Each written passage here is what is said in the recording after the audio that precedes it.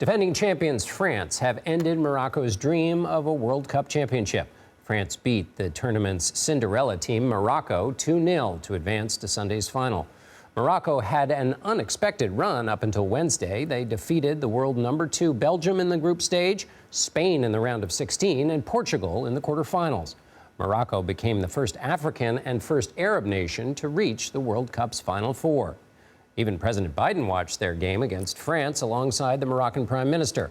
Afterward, he tweeted, "No matter who you're rooting for, it was remarkable to watch how much this team has been able to achieve." For more, I'm joined by Nigel Reo-Coker. He's a former Premier League and Major League Soccer player. He's also an analyst on CBS Sports' House of Champions podcast. Nigel, let's start with this year's underdog, Morocco. What did you make of their run at the World Cup?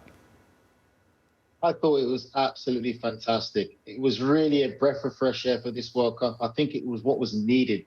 Cinderella moment. You kind of can even say a Rocky Balboa kind of story.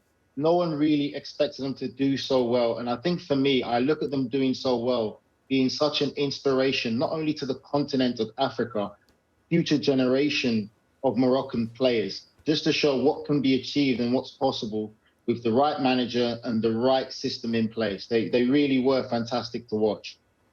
Is that is the ability of the underdog to come out of nowhere like that part of the beauty of the game for you? It's the beauty of the game, and it's just how the game has evolved. And then there's a saying that we always used to say growing up in England, there's more than one way to win a football match. When you look at this Morocco team, they played with passion, desire, commitment, words that you'd expect the modern day footballer to understand.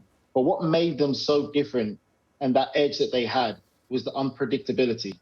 How unpredictable they were in their attacking sense, because we've seen the game evolve so much now to a certain degree where players are becoming a bit too robotic, too programmed without giving freedom to express themselves. Morocco, for me, were the one team that truly expressed themselves with the great joys of watching football, even in my younger days, of what World Cups were about. Let me ask you, on Argentina, what makes Lionel Messi so good? He's a gift. I think that's the best way to answer it. He truly is a gift to football. You can't coach him.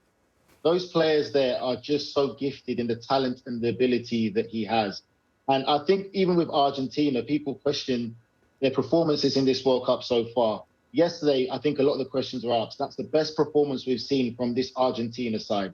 And even with that being said, we saw vintage Lionel Messi picking up the ball, having fun, beating players, and just showing the quality that he has. But Lionel Messi is a once-in-a-lifetime, once-in how many generations gift to football. The ability he has can never be coached into players. And Nigel, given your experience, give us a sense of what it's like for players to get to a moment like this, a stage like this, and also they've played a lot of soccer to get there. Aren't they tired?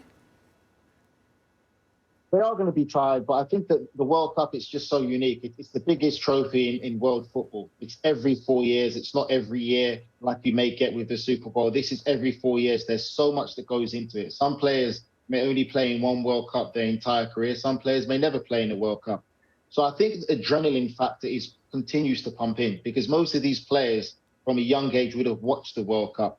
And as much as you're going to be tired, fatigued, when you get to this final destination, the World Cup final, the adrenaline that's going around you, the media, the press, everything that comes with it, the build up to that last day, all the fatigue and tiredness that you had before you is completely gone. You're completely overtaken by adrenaline for a major final because you know what's at stake.